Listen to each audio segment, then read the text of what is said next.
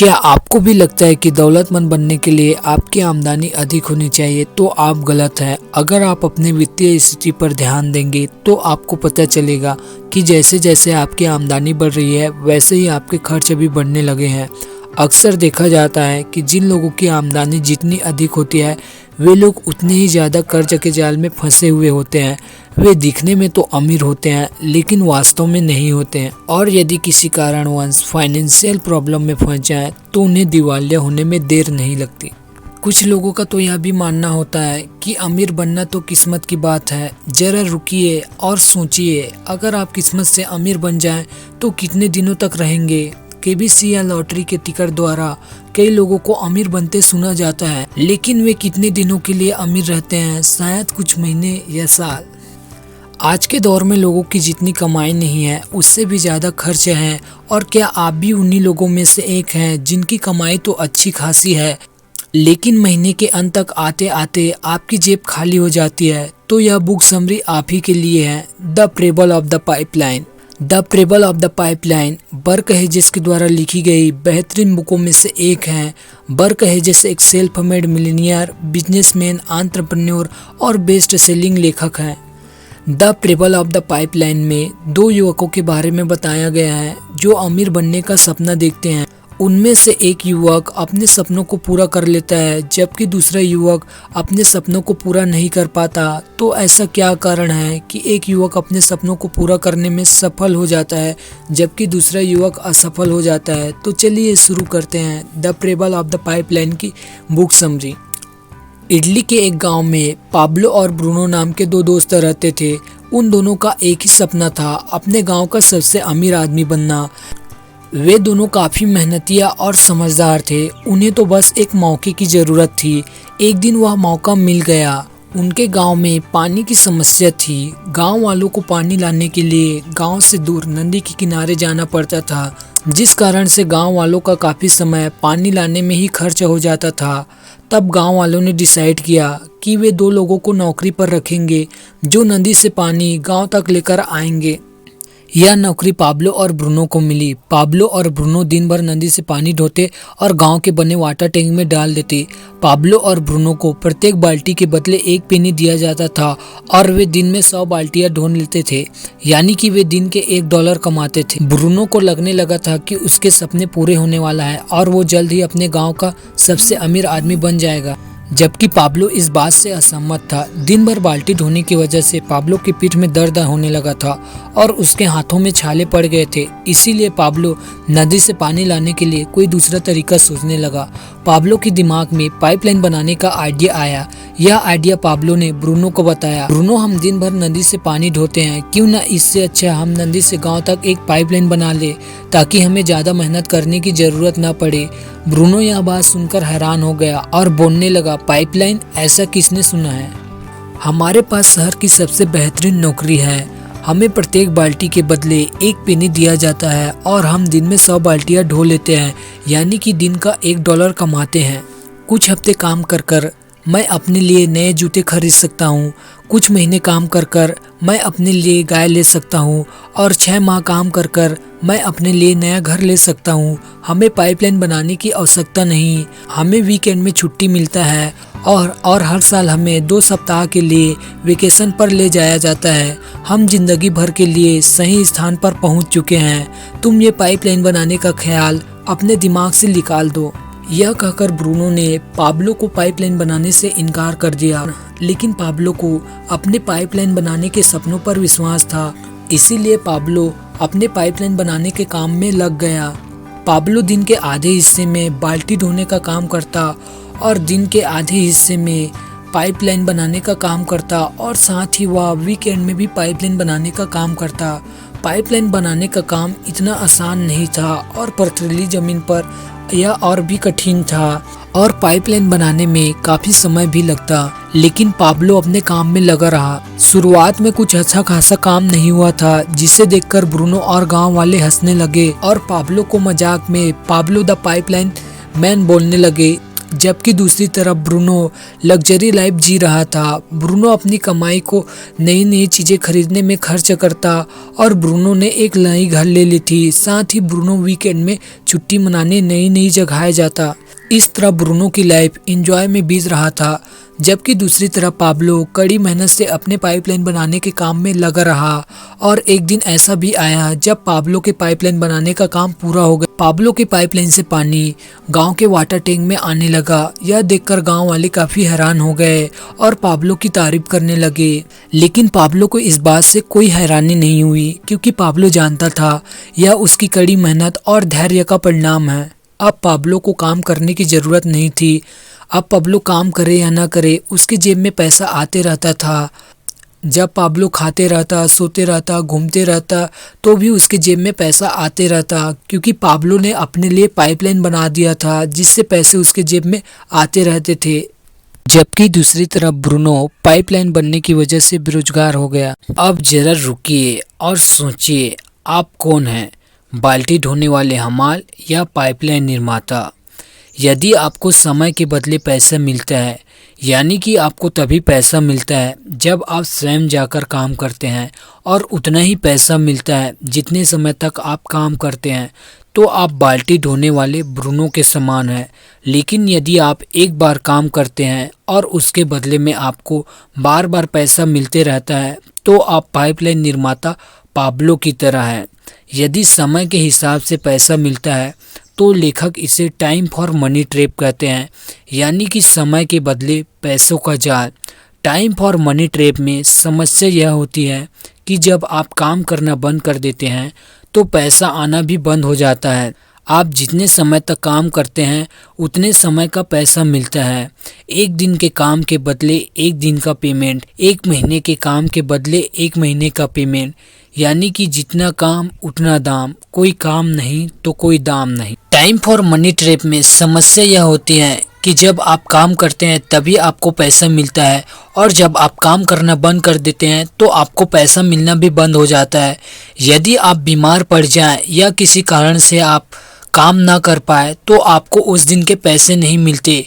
लेखक कहते हैं कि सुरक्षित नौकरी या सपनों की नौकरी जैसी कोई चीज़ नहीं होती।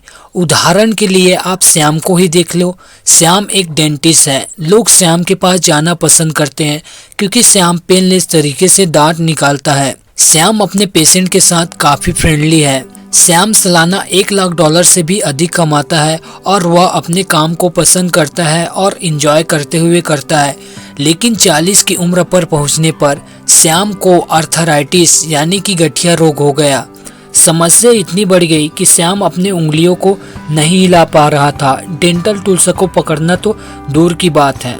थक हार कर श्याम को अपनी क्लिनिक बंद करनी पड़ी। अब श्याम एक लोकल यूनिवर्सिटी में टीचर के रूप में काम करता है। श्याम का ड्रीम जॉब चला गया। श्याम की कमाई आधे से भी कम हो गई। तो देखा आपने विकेट कीपिंग के साथ समस्या क्या है। कोई काम नहीं तो कोई दाम नहीं।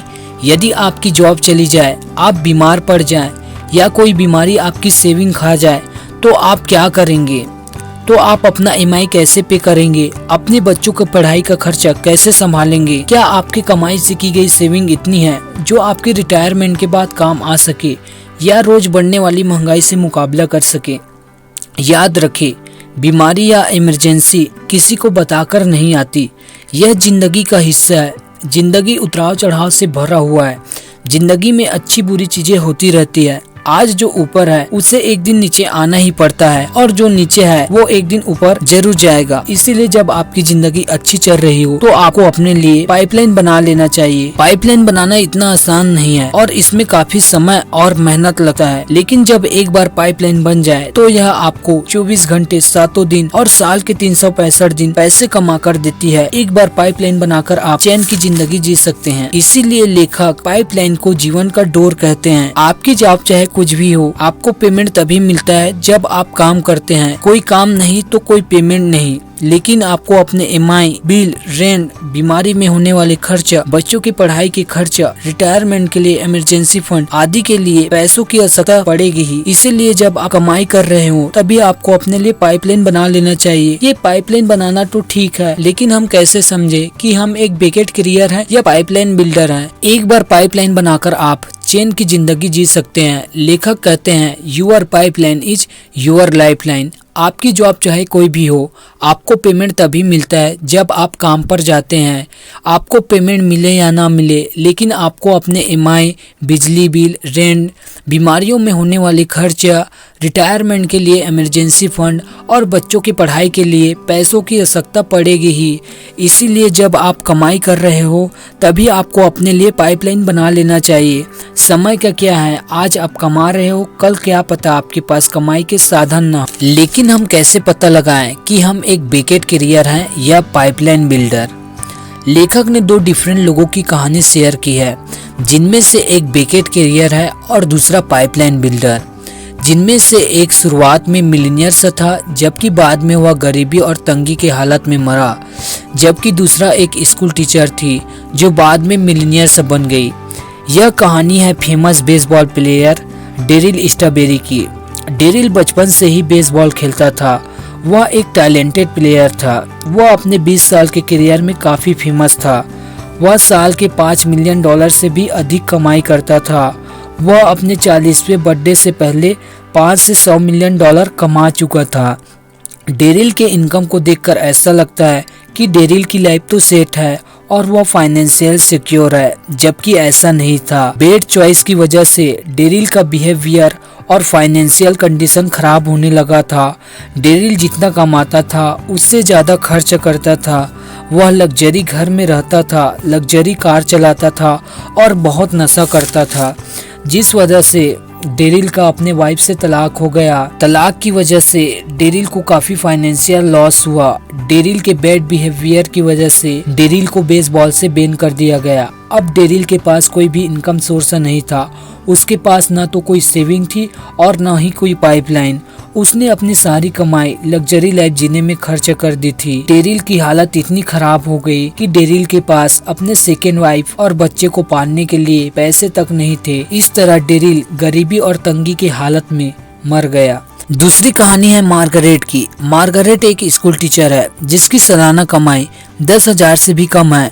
मार्गरेट 50 साल से भी अधिक समय तक स्कूल में टीचर के रूप में काम किया। जब मार्गरेट 70 साल की उम्र में रिटायर हुई तो वह सालाना $8,500 कमा रही थी। मार्गरेट ने अपने मरने से पहले 10 अलग अलग परोपकारी संस्थाओं को $2 मिलियन डोनेट किए। लेकिन कैसे, आखिर उसके पास इतने पैसे कहां से आए? तो इसका सीक्रेट है इन्वेस्टिंग। मार्गरेट ने अपने कमाई का एक हिस्सा पाइपलाइन बनाने में लगा दिया था। मार्गरेट अपने कमाई का 10% हिस्सा सेव करती और उसे index fund, mid cap fund और लॉन्ग टर्म और शॉर्ट टर्म बॉन्ड में इन्वेस्ट करती। मार्गरेट ने 20 साल की उम्र में निवेश शुरू किया था और वह यह काम जिंदगी भर करती रही। मार्गरेट ने अपने पैसों को कभी नहीं निकाला और अपने निवेश पर कंपाउंडिंग को अप्लाई किया, जिस वजह से मार्गरेट एक मिलियनियर से बन गई। मार्गरेट की लाइफ को देखकर ऐसा लगता है कि वह एक सख्त और कंजूस महिला है, जबकि ऐसा नहीं था।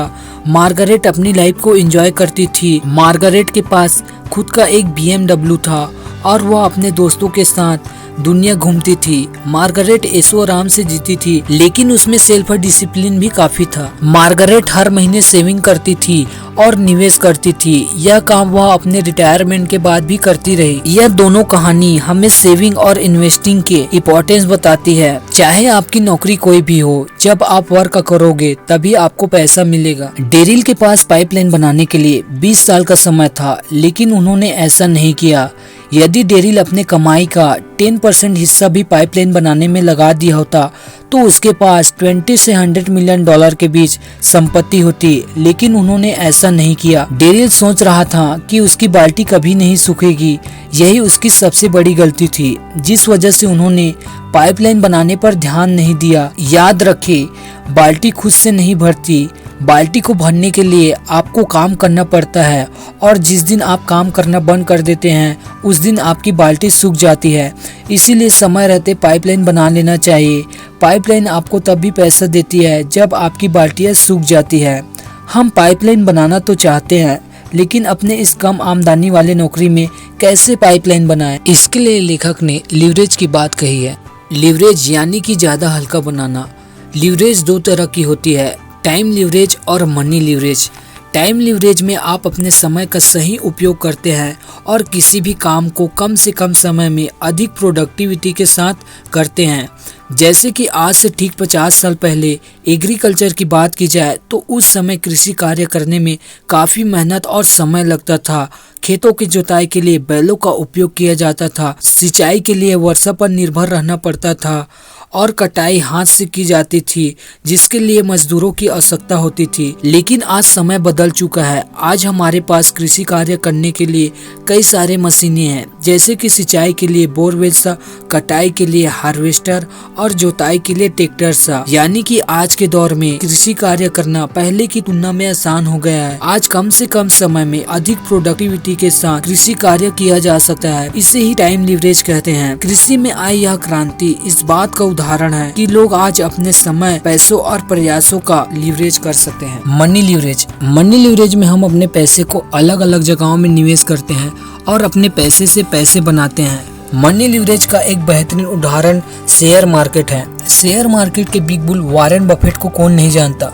उन्होंने अपनी ज्यादातर संपत्ति मनी लीवरेजिंग से ही बनाई है। अमीर लोग ज्यादा अमीर कैसे बनते हैं, इसे समझने के लिए 72 के नियम को समझना जरूरी है। 72 के नियम के अनुसार यदि आप अपने निवेश पर मिलने वाले रिटर्न को 72 से डिवाइड करते हैं तो हम अपने पैसे को डबल होने में लगने वाले समय का पता लगा सकते हैं। इसे हम एक एग्जाम्पल के द्वारा समझते हैं। जेम्स एक कॉलेज स्टूडेंट है जिसे विरासत में $1 लाख मिला। जेम्स इस $1 लाख को किसी अच्छे शेयर में निवेश कर देता है, जहाँ से जेम्स को सालाना 10% का इंटरेस्ट मिलता है। तो जेम्स के पैसे को डबल होने में लगा समय 70 डिवाइडेड बाई 10 इक्वल 7.2, यानी कि जेम्स के $1 लाख 7 साल 2 माह बाद $2 लाख हो जाएगा और यह $2 लाख 14 साल 4 माह बाद $4 लाख और 21 साल 6 माह बाद $8 लाख हो जाएगा और 28 साल 8 माह बाद 1 मिलियन हो जाएगा। यदि जेम्स समझदारी के साथ काम लेता है और अपने निवेश को लंबे समय तक होल्ड करता है और कंपाउंडिंग को अप्लाई करता है तो वह 50 सालों के अंदर 1 मिलियनियर बन जाएगा। कम पैसों में अमीर कैसे बना जाए, सेविंग और इन्वेस्टिंग की वैल्यू को कैसे समझा जाए और अपने लाइफ में अप्लाई किया जाए, तो इसके लिए हम सिंपल से मनी सिस्टम का उपयोग कर सकते हैं। इसे हम 3 जार सिस्टम कहते हैं। इसमें 3 जार होता है। पहले जार में हमें अपने खर्चों और दान के लिए पैसा जमा करना होता है। इस पैसे का उपयोग हम अपने बेसिक नीड जैसे कि भोजन, कपड़े, हाउसिंग, EMI आदि के भुगतान के लिए कर सकते हैं। दूसरे जार में हम सेविंग करते हैं। इस सेविंग का उपयोग हम अपने फ्यूचर में आने वाले ज़रूरतों के लिए कर सकते हैं। जैसे कि यदि हमें अपने फ्यूचर में अपने बच्चों की कॉलेज की फीस पे करना है और हमें फैमिली वेकेशन में जाना है तो हम इस सेविंग पैसे का उपयोग कर सकते हैं। तीसरे जार में हम इन्वेस्टिंग के लिए पैसा जमा करते हैं, जिसका उपयोग हम शेयर, बॉन्ड और अन्य एसेट खरीदने में कर सकते हैं जो हमें फ्यूचर में पैसा कमाकर दे सके। लेकिन हम अपने कमाई का कितना हिस्सा किस जार में डालें, तो इसके लिए हम 50-30-20 रूल का उपयोग कर सकते हैं। 50-30-20 रूल के अनुसार हमें अपने कमाई का 50% हिस्सा अपने खर्चों के लिए रखना चाहिए और 30% हिस्सा को सेव करना चाहिए और 20% हिस्सा को इन्वेस्टमेंट करना चाहिए। यानी कि आपको पहले जार में अपने कमाई का 50% हिस्सा जानना है और दूसरे जार में 30% हिस्सा को सेव करना है और फाइनली चौथे जार में आपको 20% हिस्सा को रखना है और उसे निवेश करना है। इस सिंपल से मनी सिस्टम का उपयोग कर कोई भी कॉमन मैन मिलियनियर से बन सकता है। इसे हम 50 ईयर पाइपलाइन कहते हैं। 50 ईयर पाइपलाइन में समस्या यह होती है कि हमें अमीर बनने के लिए 40 से 50 साल तक इंतजार करना पड़ता है, जबकि सच तो यह है कि ज़्यादातर लोग 40 से 50 साल तक इंतजार नहीं कर पाते और बड़ी 50 ईयर पाइपलाइन बनाने के लिए ज़्यादा पैसों की आवश्यकता होती है। 50 ईयर पाइपलाइन आम खाने के लिए पेड़ लगाने जैसा है, यानी कि यदि आपको आम खाना है तो पहले आपको पेड़ लगाना पड़ेगा और उस पेड़ के बड़े होने और फल लगने तक इंतजार करना पड़ेगा। क्यों ना हम आम बाजार से खरीद कर खा ले। तो एक ऐसा ही पाइपलाइन होता है जिसे हम 5 ईयर पाइपलाइन कहते हैं। 50 ईयर पाइपलाइन में हम इन्वेस्टिंग करते हैं, जबकि 5 ईयर पाइपलाइन में हम खुद का बिजनेस शुरू करते हैं। Most powerful and productive pipeline, E pipeline. आज के दौर को इंटरनेट का दौर कहा जाता है क्योंकि आज शायद कोई ऐसा व्यक्ति होगा जो इंटरनेट के बारे में नहीं जानता। छोटा हो या बड़ा, जवान हो या बुजुर्ग, महिला हो या पुरुष, हर कोई इंटरनेट का यूज करता है। घर हो या ऑफिस, हर जगह इंटरनेट का यूज किया जाता है। आज के दौर में इंटरनेट के बिना जीवन की कल्पना करना मुश्किल है। इंटरनेट आज हमारी जिंदगी का एक अहम हिस्सा बन चुका है। लेकिन क्या आपको पता है, यही इंटरनेट आपके लिए मोस्ट पावरफुल और प्रोडक्टिव पाइपलाइन साबित हो सकता है। यह आपकी कमाई का एक जरिया बन सकता है। आप एम्प्लॉय हो या बिजनेसमैन, हर कोई ई पाइपलाइन बना सकता है। यदि आप एक एम्प्लॉय हो तो आप अपने जॉब के साथ इंटरनेट को अपनी कमाई का साधन बना सकते हो। इंटरनेट हमें पूरी दुनिया से जोड़ने का काम करता है और यदि आप अपने बिजनेस के लिए इंटरनेट का उपयोग करना चाहते हैं तो इंटरनेट में बिजनेस ग्रोथ की कोई सीमा नहीं है। आप जितना चाहो, जितना स्थान तक चाहो, अपने बिजनेस को बढ़ा सकते हो। लेकिन बिजनेस तभी प्रॉफिटेबल होता है जब ज्यादा से ज्यादा लोग आते हैं और खरीदारी करते हैं। आज ई कॉमर्स सोसाइटी कई तरह की समस्याओं का सामना कर रही है। आज भले ही पूरी दुनिया इंटरनेट से जुड़ गई है, लेकिन आज भी लोग ऑनलाइन खरीदारी करने से डरते हैं क्योंकि कुछ लोग ऑनलाइन पुअर क्वालिटी के प्रोडक्ट बेचते हैं और कई सारे फ्रॉड हुए हैं, जिस कारण से लोग ऑनलाइन खरीदारी करने से डरते हैं। आज ऑनलाइन कंपनियों को अधिक सेल और रिपीट बिजनेस की जरूरत है और यह ऑनलाइन कंपनियां कर भी रही है।